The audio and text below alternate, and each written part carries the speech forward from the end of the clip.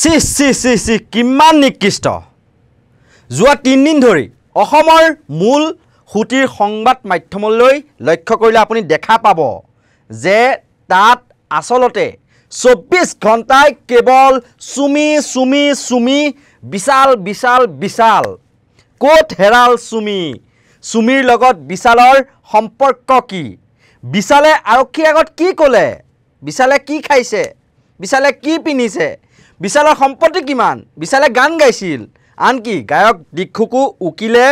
জেৰা কৰাৰ লেখিয়াকৈ প্ৰশ্ন সুধিলে একাংশ সাংবাদিকে মুঠৰ ওপৰত অসমৰ সংবাদ মাধ্যমৰ কাৰণে এতিয়া এটাই মাত্ৰ সমস্যা সেয়া হৈছে চুমি আৰু বিশাল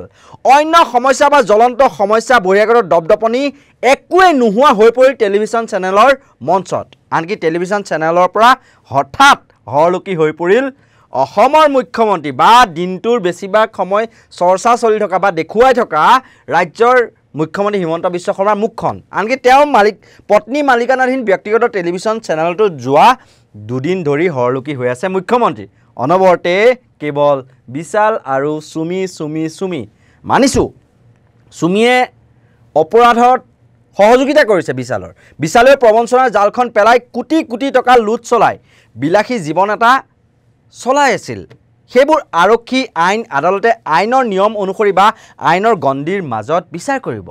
কিন্তু ৰাজ্যৰ প্ৰায় সমস্যা একাষৰীয়া কৰি সংবাদ মাধ্যম ব্যস্ত হৈ পৰিল চুমি বৰা তাৰ্কিক বৰা আৰু বিশালক লৈ এইখিনিতে আমি এটা কথা উল্লেখ কৰিব বিচাৰিছোঁ যে ডিব্ৰুগড়ৰ যিগৰাকী এছপি ডিব্ৰুগড়ৰ এছপি গৰাকীয়ে উল্লেখ কৰিছে যে এতিয়ালৈকে 60 কোটি টকাৰ লেনদেনৰ কথাহে তেওঁলোকে পোহৰলৈ আনিব পাৰিছে বা 2 বা 3জন লোকেহে মানে বিশালৰ এগেইনষ্টত মানে গোচৰ দিছে আচৰিত হ'ব 1500 লোকৰ পৰা বিশালে ধন সৰকাইছিল বুলি কোৱা হৈছে কিন্তু বৰ্তমানলৈকে হয়তো 15জন ভুক্তভোগী লোকেও সেই ধন বিচাৰি আৰক্ষী থানাত এজাহাৰ দাখিল কৰা নাই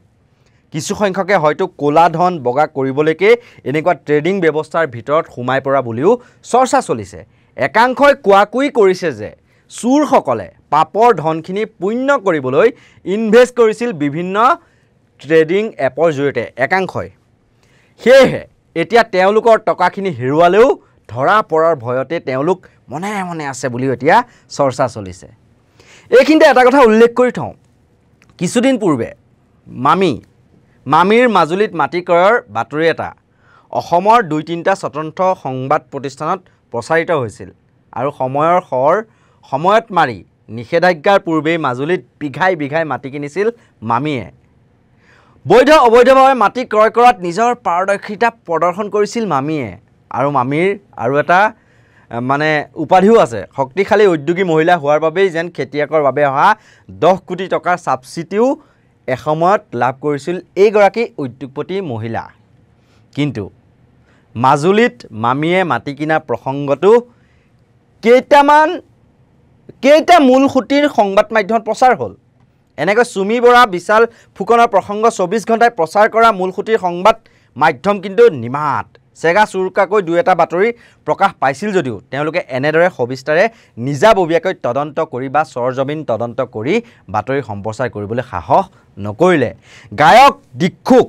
আৰক্ষীয়ে অপৰাধিক জেৰা চলোৱাৰ দৰে প্ৰশ্ন কৰাৰ লেখিয়া মুখ্যমন্ত্ৰী বা তেওঁৰ পত্নীৰ ভূমি কেলেংকাৰী অভিযোগ উঠা প্ৰসংগত কোনো সংবাদ মাধ্যমে বৰ্তমানলৈকে প্ৰশ্ন কৰিব পৰা নাই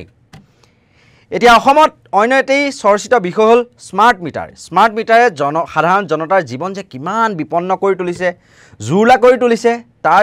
বিৰুদ্ধেও ঠায়ে ঠায়ে ব্যাপক প্ৰতিবাদ হৈছে কিন্তু সেয়া দেখুৱাবলৈ সময় নাই অসমৰ একাংশ মূলসুতিৰ সংবাদ মাধ্যমৰ কিয়নো এইকেইদিন তেওঁলোকৰ টিআৰপিৰ অন্য এক নাম যেন হৈ পৰিছে চুমি বিশাল আৰু পাতি লোৱা বায়েক ভায়েক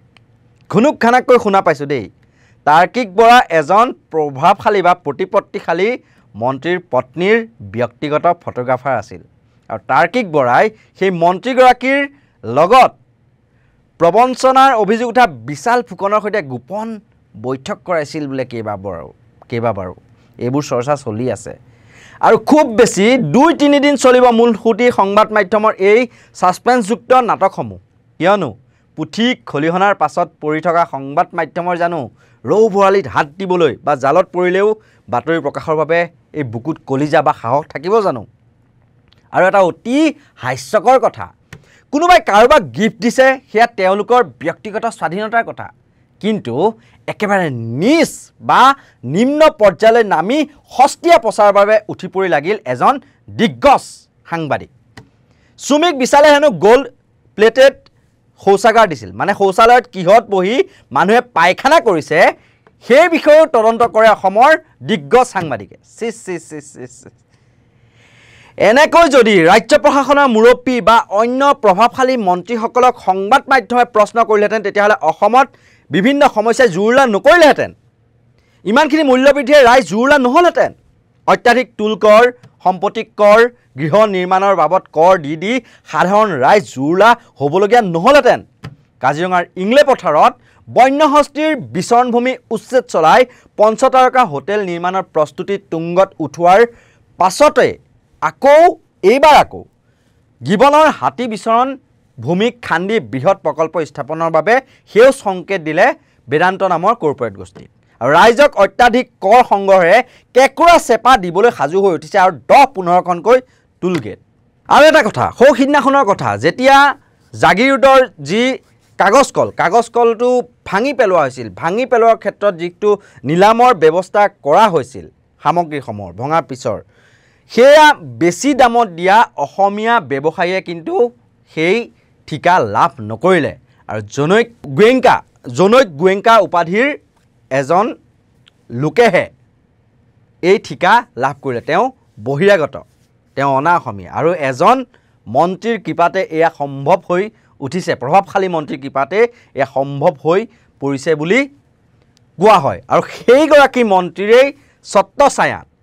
ৰাজ্যৰ বিভিন্ন প্ৰান্তত বহিৰাগত বনিয়াই বিভিন্ন ধৰণৰ উদ্যোগ খুলি বা অসমীয়াৰ পৰা মাটি ক্ৰয় কৰি অসমীয়াৰ পৰা জোৰ জবৰদস্তি হ'লেও মাটি ক্ৰয় কৰি কিন্তু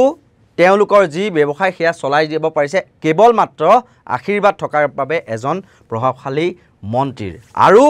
এটা কথা এইখিনিতে কওঁ সেইগৰাকী মন্ত্ৰীৰ ছত্ৰছায়াতে গোটেই অসমত সিন্ডিকেট ৰাজ চলি থকা বুলিও বিভিন্ন সময়ত অভিযোগ উত্থাপিত